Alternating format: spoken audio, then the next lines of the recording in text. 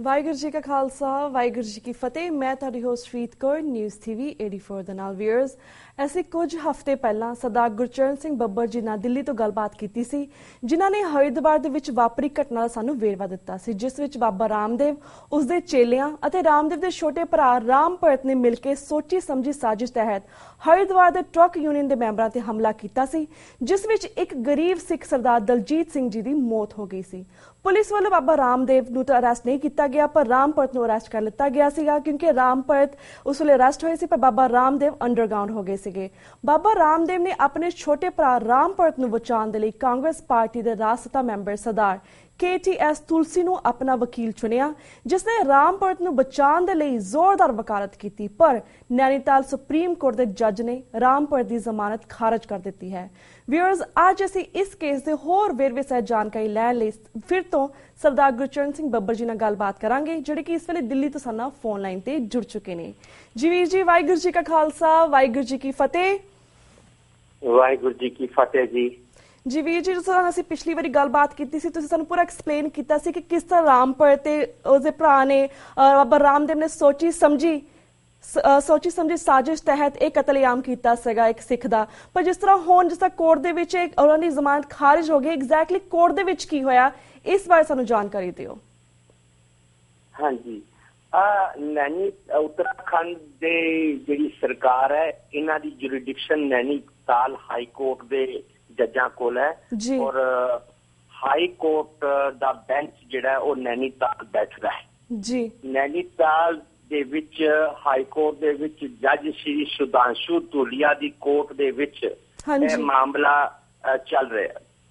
ਪਰਸੋਂ ਔਰ ਕੱਲ ਲਗਾਤਾਰ ਹਾਈ ਕੋਰਟ ਦੇ ਵਿੱਚ ਦਲੀਲਾਂ ਚੱਲਦੀਆਂ ਰਹੀਆਂ ਜੀ। ਬਾਬਾ ਰਾਮਦੇਵ ਨੇ ਆਪਣਾ ਇੱਕ ਵਕੀਲ ਸਿੱਖ ਵਕੀਲ ਕੀਤਾ ਜੀ, ਜਿਹੜਾ ਸਿੱਖ ਵਕੀਲ ਹੈ, ਬਹੁਤ ਵੱਡਾ ਵਕੀਲ ਹੈ ਸੁਪਰੀਮ ਕੋਰਟ ਦਾ। ਹਾਂਜੀ, ਇਹ ਗੁਜਰਾਤ ਦੰਗਿਆਂ ਦੇ ਵਿੱਚ ਵੀ ਸ਼੍ਰੀ ਨਰਿੰਦਰ ਮੋਦੀ ਦੇ ਨਾਲ ਸੀਗਾ ਜੀ, ਔਰ ਉਹਨਾਂ ਦਾ ਵਕੀਲ ਸੀਗਾ ਜੀ। KTS ਤੁਲਸੀ ਸਰਦਾਰ ਜਿਹੜਾ ਵਕੀਲ ਹੈ, ਇਹ ਗੁਜਰਾਤ ਸਰਕਾਰ ਦਾ ਵੀ ਵਕੀਲ ਰਿਹਾ ਜੀ। ਕਈ ਸਟੇਟਾਂ ਦੇ ਵਿੱਚ ਇਹ ਸਰਕਾਰਾਂ ਨੇ ਇਹਨੂੰ ਆਪਣਾ ਵਕੀਲ ਰੱਖਿਆ, ਕਿਉਂਕਿ ਇਹ ਬਹੁਤ ਵੱਡਾ ਕ੍ਰਿਮੀਨਲ ਲਾਇਰ ਹੈ। ਹਾਂਜੀ, ਸਰਦਾਰ KTS ਤੁਲਸੀ ਨੂੰ ਬਾਬਾ ਰਾਮਦੇਵ ਨੇ ਇੱਕ ਬੜੀ ਪਲੈਨਿੰਗ ਦੇ ਨਾਲ ਇੱਕ ਸਿੱਖ ਵਕੀਲ ਰੱਖਿਆ ਜੀ। ਦੂਸਰੀ ਗੱਲ ਹੈ ਕਿ ਸਰਦਾਰ KTS ਤੁਲਸੀ ਹਾਂਜੀ ਕਾਂਗਰਸ ਪਾਰਟੀ ਦਾ ਪਾਰਲੀਮੈਂਟ ਦਾ ਮੈਂਬਰ ਹਾਂਜੀ। ਇਹਨੂੰ ਮੋਦੀ ਸਰਕਾਰ ਦੇ ਬਣਨ ਤੋਂ 6 ਮਹੀਨੇ ਪਹਿਲੇ ਜੀ ਸ਼੍ਰੀਮਤੀ ਸੋਨੀਆ ਗਾਂਧੀ ਔਰ ਮਨਮੋਹਨ ਸਿੰਘ ਇਸ ਦੇ ਨਾਲ ਗਏ ਸੀਗੇ ਪਰਚਾ ਭਰਨ ਰਾਜ ਸਭਾ ਦਾ ਜੀ। ਨਾਓ ਇਹ ਰਾਜ ਸਭਾ ਦਾ ਮੈਂਬਰ ਹੈ ਪਾਰਲੀਮੈਂਟ ਦੇ ਵਿੱਚ ਕਾਂਗਰਸ ਪਾਰਟੀ। ਹਾਂਜੀ, ਬਾਬਾ ਰਾਮਦੇਵ ਨੇ ਇੱਕ ਸਿੱਖ ਵਕੀਲ ਕਰ ਲਿਆ ਜੀ। ਦੂਸਰੀ ਤਰ੍ਹਾਂ ਸਿੱਖ ਵਕੀਲ ਕਾਂਗਰਸ ਪਾਰਟੀ ਦਾ ਹੈ। ਹਾਂਜੀ, ਸਿੱਖਾਂ ਦਾ ਮੂੰਹ ਬੰਦ ਕਰਨ ਵਾਸਤੇ ਸਿੱਖ ਵਕੀਲ ਰੱਖ ਲਿਆ ਜੀ। ਔਰ ਦੂਸਰੀ ਤਰਫ ਬਾਬਾ ਰਾਮਦੇਵ ਨੇ ਕਾਂਗਰਸ ਪਾਰਟੀ ਦਾ ਮੂੰਹ ਬੰਦ ਕਰਨ ਵਾਸਤੇ ਕਾਂਗਰਸ ਪਾਰਟੀ ਦਾ MP ਖੜਾ ਕਰ ਦਿੱਤਾ। ਇਸ ਦੇ ਨਾਲ ਹੀ ਸਰਦਾਰ KTS ਤੁਲਸੀ ਹਿੰਦੁਸਤਾਨ ਦਾ ਬਹੁਤ ਵੱਡਾ ਕ੍ਰਿਮੀਨਲ ਲਾਇਰ ਹੈ, ਜਿਸ ਦੀ ਫੀਸ ਜਿਹੜੀ ਹੈ ਬਹੁਤ ਵੱਡੀ ਹੈ। ਇਹ ਇੱਕ ਪੇਸ਼ੀ ਦਾ 10 ਲੱਖ ਰੁਪਏ ਲੈਂਦਾ ਘੱਟ ਤੋਂ ਘੱਟ। ਹਾਂਜੀ, ਕੋਰਟ ਦੇ ਵਿੱਚ ਜਿਹੜੀਆਂ ਦਲੀਲਾਂ ਦਿੱਤੀਆਂ KTS ਤੁਲਸੀ ਨੇ ਬਾਬਾ ਰਾਮਦੇਵ ਦੇ ਪਰਿਵਾਰ ਨੂੰ ਬਚਾਉਣ ਵਾਸਤੇ ਜੀ, ਬਾਬਾ ਰਾਮਦੇਵ ਦੇ ਪਿਤਾਂਜਲੀ ਨੂੰ ਬਚਾਉਣ ਵਾਸਤੇ, ਬਾਬਾ ਰਾਮਦੇਵ ਦੇ ਭਰਾ ਦੀ ਜ਼ਮਾਨਤ ਵਾਸਤੇ, KTS ਤੁਲਸੀ ਨੇ ਕੋਰਟ ਨੂੰ ਕਿਹਾ ਕਿ ਬਾਬਾ ਰਾਮਦੇਵ ਨੂੰ ਪੁਲਿਸ ਨੇ ਝੂਠਾ ਫਸਾਇਆ ਹੈ ਹਾਂਜੀ, ਔਰ ਗਲਤ ਫਸਾਇਆ ਹੈ ਜੀ। ਔਰ ਇਸ ਦੇ ਵਿੱਚ ਬਾਬਾ ਰਾਮਦੇਵ ਦੇ ਭਰਾ ਰਾਮ ਭਰਤ ਦਾ ਕੋਈ ਹੱਥ ਨਹੀਂ ਜੀ। ਜਦਕਿ ਸਾਡੇ ਵਕੀਲਾਂ ਨੇ ਕਿਹਾ ਹਾਂਜੀ ਕਿ ਬਾਬਾ ਰਾਮਦੇਵ ਦਾ ਹੀ ਇੰਪਾਇਰ ਹੈ, ਬਾਬਾ ਰਾਮਦੇਵ ਦਾ ਹੀ ਘਰ ਹੈ। ਹਾਂਜੀ, ਬਾਬਾ ਰਾਮਦੇਵ ਦੀਆਂ ਹੀ ਸ਼ਕਤੀਆਂ ਨੇ ਜਿਨ੍ਹਾਂ ਚੋਂ ਅਸਲਾ ਬਰਾਮਦ ਹੋਇਆ, ਜਿੱਥੇ ਵਾਰਦਾਤ ਹੋਈ, ਜਿੱਥੇ ਇੱਕ ਗਰੀਬ ਸਿੱਖ ਸਰਦਾਰ ਦਲਜੀਤ ਸਿੰਘ ਦੀ ਉਸਦੇ ਗੇਟ ਦੇ ਉੱਤੇ ਹੱਤਿਆ ਹੋਈ ਤੇ ਬਾਬਾ ਰਾਮਦੇਵ ਦੇ ਭਰਾ ਨੇ ਗੁੰਡਿਆਂ ਤੋਂ ਇਸ਼ਾਰਾ ਕਰਕੇ ਕਿਹਾ ਕਿ ਇਹਨੂੰ ਮਾਰ ਦੋ ਜੀ। ਔਰ ਜਗ੍ਹਾ ਬਾਬਾ ਰਾਮਦੇਵ ਦੀ ਹੈ, ਘਰ ਬਾਬਾ ਰਾਮਦੇਵ ਦਾ, ਅਸਲਾ ਬਾਬਾ ਰਾਮਦੇਵ ਦੇ ਘਰੋਂ ਬਰਾਮਦ ਹੁੰਦਾ। ਇਸ ਕਰਕੇ ਬਾਬਾ ਰਾਮਦੇਵ ਦੀ ਵੀ ਇਨਵੋਲਵਮੈਂਟ ਹੈ ਜੀ। ਪਰ ਕੋਰਟ ਦੇ ਵਿੱਚ ਰਾਮ ਪਰਤ ਦਾ ਮਾਮਲਾ ਕਿਉਂਕਿ ਚੱਲ ਰਿਹਾ ਹੈ, ਕੋਰਟ ਦੇ ਵਿੱਚ ਸੁਣਵਾਈ ਜ਼ਿਆਦਾ ਰਾਮਦੇਵ ਦੀ ਹੋ ਰਹੀ ਸੀ। ਹਾਂਜੀ। ਕੋਰਟ ਨੇ ਇਹ ਵੀ ਕਿਹਾ ਕਿ ਜੇ ਤੁਸੀਂ ਰਾਮਦੇਵ ਦੇ ਬਾਰੇ ਕੁਝ ਕਹਿਣਾ ਚਾਹੁੰਦੇ ਹੋ ਤਾਂ ਅਲੱਗ ਪਟੀਸ਼ਨ ਚਾਹੋ। ਹਾਂਜੀ। ਅਲੱਗ ਰਿਟ ਪਟੀਸ਼ਨ ਚਾਹੋ ਜੀ। ਪਰ ਅਲੱਗ ਰਿਟ ਪਟੀਸ਼ਨ ਸਾਡੇ ਵੱਲੋਂ ਕੋਈ ਨਹੀਂ ਦਾਇਰ ਕੀਤੀ ਗਈ। ਇਸ ਮਾਮਲੇ ਦੇ ਵਿੱਚ ਸਰਦਾਰ KTS ਤੁਲਸੀ ਨੇ ਲਗਭਗ 1.5-2 ਘੰਟੇ ਦਲੀਲਾਂ ਪੇਸ਼ ਕੀਤੀਆਂ ਔਰ ਕੋਰਟ ਨੂੰ ਇਹ ਸਮਝਾਉਣ ਦੀ ਕੋਸ਼ਿਸ਼ ਕੀਤੀ ਕਿ ਬਾਬਾ ਰਾਮਦੇਵ ਦਾ ਭਰਾ, ਬਾਬਾ ਰਾਮਦੇਵ ਦਾ ਪਰਿਵਾਰ, ਬਾਬਾ ਰਾਮਦੇਵ ਦੇ ਬੰਦੇ ਉਹ ਬੇਗੁਨਾਹ ਪੁਲਿਸ ਨੇ ਫਸਾਏ ਨੇ ਜੀ, ਕਿਉਂਕਿ ਟਰੱਕ ਡਰਾਈਵਰਾਂ ਨੇ ਬਾਬਾ ਰਾਮਦੇਵ ਦੀ ਫੈਕਟਰੀ ਤੇ ਹਮਲਾ ਕਰ ਦਿੱਤਾ ਸੀ। ਹਾਂਜੀ।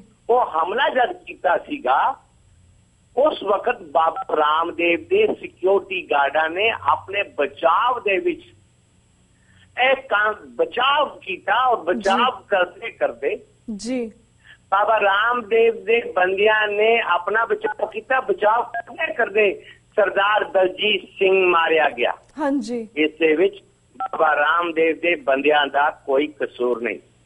ਮੇਨ ਜਿਹੜੀ ਗੱਲ KTS ਤੁਲਸੀ ਨੇ ਰੱਖੀ ਉਹ ਆਹ ਰੱਖੀ ਕਿ ਇਹ ਸਾਰਾ ਕਸੂਰ ਡਰਾਈਵਰਾਂ ਦਾ ਸੀਗਾ। ਹਾਂਜੀ। ਜਿਹੜਾ ਸਿੱਖ ਸਰਦਾਰ ਦਲਜੀਤ ਸਿੰਘ ਮੌਕੇ ਤੇ ਮਾਰਿਆ ਗਿਆ ਜੀ, ਇਸ ਦੇ ਹੱਥ ਵਿੱਚ ਕਿਰਪਾਨ ਸੀਗੀ ਜੀ। ਇਹ ਕਿਰਪਾਨ ਨਾਲ ਹਮਲਾ ਕਰ ਰਿਹਾ ਸੀ। ਇਹ ਫਿਰ ਕੋਰਟ ਨੇ ਕਿਹਾ ਕਿ ਸਾਨੂੰ ਤੁਸੀਂ ਵੀਡੀਓ ਫੁਟੇਜ ਦਿਓ। ਹਾਂਜੀ। ਕੋਰਟ ਨੇ ਪੁਲਿਸ ਨੂੰ ਕਿਹਾ ਜਿਹੜੀਆਂ ਤੁਸੀਂ ਵੀਡੀਓ ਫੁਟੇਜ ਰੱਖੀਆਂ ਨੇ ਆਪਣੇ ਕਸਟਡੀ ਦੇ ਵਿੱਚ ਉਹ ਕੋਰਟ ਦੇ ਸਾਹਮਣੇ ਰੱਖੋ। ਜੀ। ਕੋਰਟ ਨੇ ਉਹਨਾਂ ਵੀਡੀਓ ਫੁਟੇਜ ਨੂੰ ਥੋੜਾ ਦੇਖਿਆ ਵੀ ਹੈ। ਹਾਂਜੀ। ਹੁਣ ਨੈਨੀਤਾਲ ਹਾਈ ਕੋਰਟ ਨੇ ਦੇ ਜਿਹੜੇ ਜੱਜ ਨੇ ਸੁਧਾਂਸ਼ੂ ਜੀ ਸਾਹਿਬ ਉਹਨਾਂ ਨੇ 15 ਜੁਲਾਈ ਅਗਲੀ ਤਾਰੀਖ ਦਿੱਤੀ ਹੈ। ਅਗਲੀ 15 ਜੁਲਾਈ ਆਉਣੀ ਹੈ। ਹਾਂਜੀ। ਪਰ ਮੇਰਾ ਤੁਹਾਨੂੰ ਇਹ ਕਹਿਣਾ ਕਿ ਸਾਡੇ ਵੱਲੋਂ ਕੋਈ ਵਕੀਲ ਨਹੀਂ ਹੈ ਜੀ, ਕੋਈ ਸਿੱਖ ਆਰਗੇਨਾਈਜੇਸ਼ਨ ਸਾਹਮਣੇ ਨਹੀਂ ਆਈ ਕਿਉਂਕਿ ਇੱਕ ਸਿੱਖ ਨੂੰ ਘੇਰ ਕੇ ਬਾਬਾ ਰਾਮਦੇਵ ਦੇ ਬੰਦਿਆਂ ਨੇ ਆਪਣੇ ਘਰ ਦੇ ਵਿੱਚ ਆਪਣੇ ਦਰਵਾਜ਼ੇ ਦੇ ਸਾਹਮਣੇ ਮਾਰ ਦਿੱਤਾ। ਹਾਂਜੀ। ਫਿਰ ਮਰੇ ਹੋਏ ਸਿੱਖ ਨੂੰ ਮਾਰ ਦਿੱਤਾ। ਜੀ। ਫਿਰ ਮਾਰੇ ਹੋਏ ਬੰਦੇ ਨੂੰ ਮਾਰਦੇ ਰਹੇ। ਉੱਥੇ ਬਾਬਾ ਮੌਕੇ ਤੇ ਪਹੁੰਚਿਆ ਪੁਲਿਸ ਤੋਂ ਪਹਿਲਾਂ। ਜੀ। ਉਹ ਸਾਰੀਆਂ ਫੋਟੋਜ਼ ਨੇ। ਹਾਂਜੀ। ਉਹ ਸਾਰੀਆਂ ਫੋਟੋਗ੍ਰਾਫਸ ਨੇ। ਇਸ ਦੇ ਬਾਵਜੂਦ ਸਾਡੇ ਵੱਲੋਂ ਕੋਈ ਬੰਦਾ ਨਹੀਂ ਹੈ। ਹਾਂਜੀ। ਸਰਦਾਰ ਦਲਜੀਤ ਸਿੰਘ ਦਾ ਪਰਿਵਾਰ ਬੜਾ ਗਰੀਬ ਹੈ। ਉਹ ਹਰਿਦੁਆਰ ਦੇ ਆਲੇ ਦੁਆਲੇ ਇੱਕ ਪਿੰਡ ਹੈ ਐਥਲ। ਉਸ ਪਿੰਡ ਦੇ ਵਿੱਚ ਉਸਦੀ ਬੇਵਾ ਔਰਤ ਰਹਿੰਦੀ ਹੈ ਜੋ ਕਿਰਾਏ ਦੇ ਮਕਾਨ ਦੇ ਵਿੱਚ ਪਿੰਡ 'ਚ ਰਹਿੰਦੀ ਹੈ। ਉਹਦੇ 2 ਛੋਟੇ ਬੱਚੇ ਨੇ। ਉਹਦਾ ਕੋਈ ਖਾਣ ਪੀਣ ਦਾ ਸਾਧਨ ਨਹੀਂ, ਕੋਈ ਜ਼ਮੀਨ ਜਾਇਦਾਦ ਨਹੀਂ। ਜੀ। ਉਸ ਬੀਬੀ ਦੀ ਕੋਈ ਮਦਦ ਨਹੀਂ ਕੀਤੀ ਸਟੇਟ ਗਵਰਨਮੈਂਟ ਨੇ, ਸਰਕਾਰ ਨੇ, ਪ੍ਰਸ਼ਾਸਨ ਨੇ, ਕਿਸੇ ਬੰਦੇ ਨੇ ਕੋਈ ਮਦਦ ਹੁਣ ਤੱਕ ਨਹੀਂ ਕੀਤੀ। ਹਾਂਜੀ। ਔਰ ਕੋਈ ਪੁੱਛਣ ਨਹੀਂ ਗਿਆ। ਜਦਕਿ ਹੁਣ ਪਿੱਛੇ ਜੇ ਹਾਲੇ ਹਫ਼ਤਾ 10 ਦਿਨ ਪਹਿਲੇ ਇੱਕ ਯੂਪੀ ਪੱਤਰਕਾਰ ਨੂੰ ਜਲਾ ਦਿੱਤਾ ਗਿਆ। ਉਸ ਨੂੰ 30 ਲੱਖ ਰੁਪਏ ਸਰਕਾਰ ਨੇ ਦਿੱਤੇ ਮੁਆਵਜ਼ਾ। ਉਹਦੇ ਘਰ ਦੇ 2 ਬੰਦਿਆਂ ਨੂੰ ਸਰਕਾਰੀ ਨੌਕਰੀ ਦਿੱਤੀ। ਜੀ। ਉੱਤਰਾਖੰਡ ਸਰਕਾਰ ਦਾ ਮੁੱਖ ਮੰਤਰੀ ਕਾਂਗਰਸ ਦਾ ਹੈ। ਹਾਂਜੀ। ਕਾਂਗਰਸੀ ਮੁੱਖ ਮੰਤਰੀ ਹਰੀਸ਼ ਰਾਵਤ। ਹੈਲੋ। ਜੀ ਜੀ ਵੀਰ ਜੀ। ਹੈਲੋ। ਹਾਂਜੀ। ਹੈਲੋ। ਕਾਂਗਰਸੀ ਮੁੱਖ ਮੰਤਰੀ ਹੈ ਹਰੀਸ਼ ਰਾਵਤ। ਜੀ। ਹੁਣ ਸਾਡਾ ਵਕੀਲ ਜਿਹੜਾ ਬਾਬਾ ਰਾਮਦੇਵ ਨੇ ਕੀਤਾ ਉਹ ਵੀ ਕਾਂਗਰਸੀ ਹੈ। ਬਾਬਾ ਰਾਮਦੇਵ ਦਾ ਬੜਾ ਚੰਗਾ ਦੋਸਤੀ ਹੈ ਹਰੀਸ਼ ਰਾਵਤ ਨਾਲ। ਹਾਂਜੀ। ਹੁਣ ਤੁਸੀਂ ਦੇਖੋ ਬਾਬਾ ਰਾਮਦੇਵ ਦੀ ਸਾਂਝ ਬੀਜੇਪੀ ਨਾਲ ਹੈ। ਹਾਂਜੀ। ਬੀਜੇਪੀ ਦਾ ਬਹੁਤ ਵੱਡਾ ਸਮਰਥਕ ਹੈ। ਜੀ ਬਿਲਕੁਲ। ਬਾਬਾ ਰਾਮਦੇਵ ਨਰਿੰਦਰ ਮੋਦੀ ਦਾ ਬਹੁਤ ਨਜ਼ਦੀਕ ਹੈ। ਜੀ। KTS ਤੁਲਸੀ ਵੀ ਰਾਮਦੇਵ ਦਾ ਬੜਾ ਨਜ਼ਦੀਕ ਹੈ। ਜੀ। ਬਾਬਾ ਰਾਮਦੇਵ ਨੂੰ ਕਿਸੇ ਬੀਜੇਪੀ ਵਾਲੇ ਤੇ ਬਾਬਾ ਰਾਮਦੇਵ ਨੂੰ ਵਿਸ਼ਵਾਸ ਕਿਉਂ ਨਹੀਂ? ਜੀ। ਇਹ ਗੱਲ ਨਹੀਂ ਹੈ। ਗੱਲ ਇਹ ਹੈ ਕਿ ਨਰਿੰਦਰ ਮੋਦੀ ਨੇ KTS ਤੁਲਸੀ ਨੂੰ ਕੀਤਾ। ਬਾਬਾ ਰਾਮਦੇਵ ਨੂੰ ਸਮਝਾਇਆ ਗਿਆ ਕਿ ਸਿੱਖ ਵਕੀਲ ਕਰੋ। बाबा रामदेव में समझाया गया कि कांग्रेसी वकील करो। हाँ जी। और दूसरी एक तरफ सिख चुप हो जाएंगे, दूसरी तरफ कांग्रेस चुप हो जाएगी, तीसरी तरफ केटीएस तुलसी का बहुत बड़ा ना है और तेरा प्राप आ जाएगा, छुट जाएगा। असल में भी बड़ी सोची समझी चाल चली गई है और साडा पक्ष बड़ा कमजोर है। मैनू इतना जापदा है हाँ जी। जमानत 15 तरीक ਨੂੰ ਹੋਣ ਦੇ ਬੜੇ ਚਾਂਸ ਨੇ, ਕਿਉਂਕਿ जज ने सिर्फ सरकारी वकील ਨੂੰ ਕਿਹਾ ਕਿ ਤੁਸੀਂ ਆਪਣਾ ਜਵਾਬ ਦਾਖਲ ਕਰੋ। ਉਹ ਜਵਾਬ ਜਦ ਦਾਖਲ ਹੋਏਗਾ ਉਹ ਕਮਜ਼ੋਰ ਜਵਾਬ ਦਾਖਲ ਹੋਏਗਾ और जज ਜਿਹੜਾ ਉਹ ਰਾਮ ਪਰਤ ਨੂੰ ਜ਼ਮਾਨਤ ਦੇ ਦੇਗਾ। जी बिल्कुल, हमें वीर जी बिल्कुल थोड़ा से एग्री करते कि बहुत सोची समझी साजिश है। बड़ा रामदेव ने बहुत सोच के वकील रखे, उन्होंने भी काफी दलीलां के सामने रखिया। आई थिंक ये भी सोची समझी साजिश है। आलसो जिस प्रकाश सिंह बादल ने भी काफी रामदेव का पिछले कुछ दिनों के साथ दिता। ईवन जो आनंदपुर साहिब के 350 साल स्थापना दिवस मनाया गया सी, उस वेले भी स्पैशली रामदेव को इनवाइट किया गया उत्थे और सिर के उपर पग रखी गई है, उन्हें दस्तार सजाई गई है जस्ट टू शो ऑफ कि वो कितना सिखां दे नाल है। सो आई थिंक अनदर पक्ष है कि प्रकाश सिंह बादल भी उसका साथ दे रहे हैं। तो वीर जी जिस तरह ने वकील भी रखा है, सरदार रखा है ताकि लोगों ने बेवकूफ बना सके, पर जिस तरह वीर जी कतल तो इन्होंने किया है रामपरत ने रामदेव ने। सारे को 2 मिनट रह गए, मैं इन्हू सम अप करना चाहनी हाँ। पर जिस तरह इन्ने एविडेंस ने, इन्नियां वीडियोज ने, आई अंडरस्टैंड कि परिवार दे कोल इन्ना पैसा नहीं, असीं चाहांगे कि साडे दर्शक थानू वेखदे ने, सुनदे ने, किस तरह परिवार की मदद करन, सिख ऑर्गेनाइजेशन जिहड़ियां हैगियां ने वेखदियां ने वो भी किस तरह मदद करन। पर इन्ने एविडेंस होने दे बावजूद, इन्ने सबूत होने दे बावजूद जिहड़ा साडे दे एक पासे साडे जिहड़े वीर ने जिन्हां ने कुछ कीता भी नहीं हुंदा, उन्हां नूं 20-20 साल इन्हां ने जेलां दे विच बंद कीता होया बिना किसी कसूर ते, और एक पासे बाबा रामदेव है जिहदे खिलाफ इन्ने सबूत ने और भरा दे खिलाफ इन्ने सबूत ने। ये किस तरह बाबा रामदेव खुलेआम घूमी जा रहा है? तुहानूं की लगदा कि सानूं हुण इस तरह की करन दी जरूरत है? मैं 2 गल्लां दसां, 1-2 मिनटां को टाइम तुहाडे कोल भी घट है जी। आनंदपुर साहब जिहड़ा है कतल होने तो बाद बादल ने बुलाया, इहदे भरा ने जो कतल किया उस वारदात तो बाद आनंदपुर साहब बुलाया, स्टेज से मान सम्मान किया रामदेव का, उन्होंने पग बनाई और उन्होंने गले लगाया और यह सारे अखबारों ने छापया। नंबर 1। नंबर 2, सरदार केटीएस तुलसी बहुत बड़े वकील ने और सिख ने, उन्होंने 84 तो लैके हुण तक किसी विधवा का, किसी यतीम बच्चे का, किसी बजुर्ग का, गुरु ग्रंथ साहब जले, बहुत कुछ होया। केटीएस तुलसी ने कभी भी किसी का वकील बन के केस नहीं लड़िया और ना ही किसी केस विच कभी किसी कोर्ट विच आया। हुण तुसीं क्या करना की चाहिए? मैं तुहाडे मंच तो लोकां नूं अपील करदा, हाँ जी, लोग जेड़े अपने आप नूं कहंदे कहांदे ने, मैं उन्हां नूं अपील करदा जेड़े अपने आप नूं बड़ा दावा करदे ने असीं इंटरनेशनल कोर्टां 'च खड़े हां, असीं बड़ियां कोर्टां 'च खड़े हां। अगर बाहरला देशां देखो इत्थे ते चलो बहुत माड़ा हाल है, हाँ जी। जेड़े बाहरले देशां 'च बहुत वड्डे वकील और बहुत कहंदे कहांदे कोर्टां 'च लड़दे, एप्लीकेशनां फाइल करदे, समन कढाण वाले लोग, मैं उन्हां नूं हत्थ बन के बेनती करदा। मैं कहना कि अमरीका और हुण इंडिया कोई बहुत दूर वाली गल नहीं हैगी, वो आउण इत्थे सुप्रीम कोर्ट दे विच इक रिट पटिशन लगान रामदेव के खिलाफ, वो आउण इत्थे नैनीताल दी हाई कोर्ट दे विच वकीलां दा वड्डा पैनल खड़ा करन और इहदी जमानत दा विरोध करन, वो आउण इत्थे और साबित करन कि बाबा रामदेव के घरों इतना असला बरामद होया, एक गरीब सिख नूं मार दिता। सुप्रीम कोर्ट दे विच आण दे विच कोई रुकावट नहीं, हाँ जी।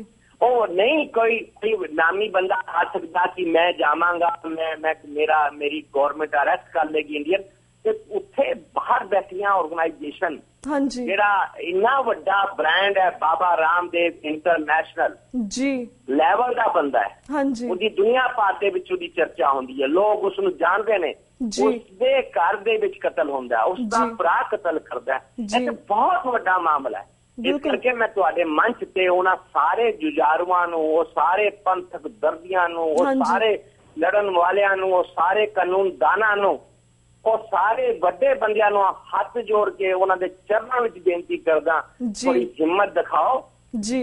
इंडिया दे विच पैनल खड़ा करो 5-6 वड्डे वकीलां दा सुप्रीम कोर्ट दे विच, नैनीताल हाई कोर्ट दे विच तुहाडे कोल वक्त है, तुहाडे कोल मौका है, तुहाडे कोल टाइम है, हाँ जी, तुसीं बाबे दा विरोध कर सकते हो। छड्ड दो प्रकाश सिंह बादल की गल, ਛੱਡੋ ਤੁਸੀਂ ਦਿੱਲੀ ਗੁਰਦੁਆਰਾ ਕਮੇਟੀ ਔਰ ਸ਼੍ਰੋਮਣੀ ਕਮੇਟੀ ਦੀ ਗੱਲ, ਛੱਡੋ ਤੁਸੀਂ ਸਿੱਖ ਸੰਸਥਾਵਾਂ ਦੀ ਗੱਲ, ਤੁਸੀਂ ਜੇਸੀ ਤੇ ਗਿਲਾ ਕਰੋ ਹੀ ਨਾ, ਤੇ ਤੁਸੀਂ ਖੁਦ ਫਰੰਟ ਤੇ ਆ ਕੇ ਕਰਨਾ ਕੀ ਹੈ, ਵਕੀਲੀ ਤੇ ਕਰਨੇ ਹੈ। ਹਾਂਜੀ ਬਿਲਕੁਲ ਜੀ, ਇਸ ਕਰਕੇ ਮੈਂ ਤੁਹਾਡੇ ਮਨ ਤੋਂ ਬੇਨਤੀ ਕਰਾਂਗਾ ਕਿ ਇਸ ਸਾਡੇ ਕੋਲ ਵਕਤ ਹੈਗਾ ਜੀ, ਨਹੀਂ ਵੀਰ ਜੀ ਸਾਡਾ ਵਕਤ ਹੈ, ਮੇਰੀ ਗੱਲ ਨੂੰ ਸੁਣ ਰਹੇ ਨੇ, ਉਹਨਾਂ ਨੂੰ ਚਾਹੀਦਾ ਹੈ ਇਸ ਵਕਤ ਦਾ ਫਾਇਦਾ ਉਠਾਉਣ। ਬਿਲਕੁਲ, ਔਰ ਸੁਪਰੀਮ ਕੋਰਟ ਦੇ ਵਿੱਚ ਆਉਣ, ਦਿੱਲੀ ਦੇ ਵਿੱਚ ਗੱਲ ਇੱਥੇ ਹੀ ਲੜੀ ਜਾਏਗੀ ਜੀ। ਬਿਲਕੁਲ ਬਿਲਕੁਲ ਵੀਰ ਜੀ, ਕਿਸੇ ਕੋਰਟ ਦੇ ਵਿੱਚ ਖੜੇ ਹੋ ਕੇ ਲੜਨ ਦਾ ਕੋਈ ਫਾਇਦਾ ਨਹੀਂ, ਕੁਛ ਨਹੀਂ ਹੁੰਦਾ, ਕੋਈ ਕਿਦਾ ਸਵਾਰ ਨਹੀਂ ਸਕਦਾ। ਜਿਹਨੇ ਲੜਨਾ ਤੇ ਫਿਰ ਮੈਦਾਨ ਚ ਆਣਾ ਹੀ ਤੇ। ਬਿਲਕੁਲ, ਥੈਂਕ ਯੂ ਸੋ ਮਚ ਵੀਰ ਜੀ ਕਿ ਤੁਸੀਂ ਪੂਰੇ ਕੇਸ ਦੀ ਸਾਨੂੰ ਅਪਡੇਟ ਦਿੱਤੀ ਹੈ, ਸਾਨੂੰ ਟਾਈਮ ਟੂ ਟਾਈਮ ਅਪਡੇਟ ਦਿੰਦੇ ਰਹਿੰਦੇ ਆ। 15 ਜੁਲਾਈ ਨੂੰ ਵੀ, ਉਸ ਤੋਂ ਬਾਅਦ ਵੀ ਸਾਡੇ ਕੋਲ ਇਸ ਕੇਸ ਦੀ ਅਪਡੇਟ ਲਵਾਂਗੇ। ਚਲੋ ਅੱਜ ਤਾਂ ਸਾਡਾ ਵਕਤ ਹੁਣ ਬ੍ਰੇਕ ਵੱਲ ਜਾ ਰਿਹਾ, ਅੱਜ ਤਾਂ ਇੱਥੇ ਇਜਾਜ਼ਤ ਲੈਂਦੇ ਆ, ਪਰ ਆਉਣ ਵਾਲੇ ਦਿਨਾਂ ਦੇ ਵਿੱਚ ਵੀ ਇਸ ਕੇਸ ਦੇ ਅਸੀਂ ਪੂਰੇ ਵੇਰਵੇ ਸਹਿਤ ਤੁਹਾਡੇ ਕੋਲ ਜਾਣਕਾਰੀ ਲਵਾਂਗੇ। ਹੁਣ ਅਸੀਂ ਤੁਹਾਡੇ ਕੋਲ ਇਜਾਜ਼ਤ ਲੈਂਦੇ ਆ। ਵਾਹਿਗੁਰੂ ਜੀ ਕਾ ਖਾਲਸਾ, ਵਾਹਿਗੁਰੂ ਜੀ ਕੀ ਫਤਿਹ। ਵਾਹਿਗੁਰੂ ਜੀ ਕੀ ਫਤਿਹ। Viewers, वक्त हो गया एक छोटे से ब्रेक का। Keep watching News TV 84. We'll be right back after a short break.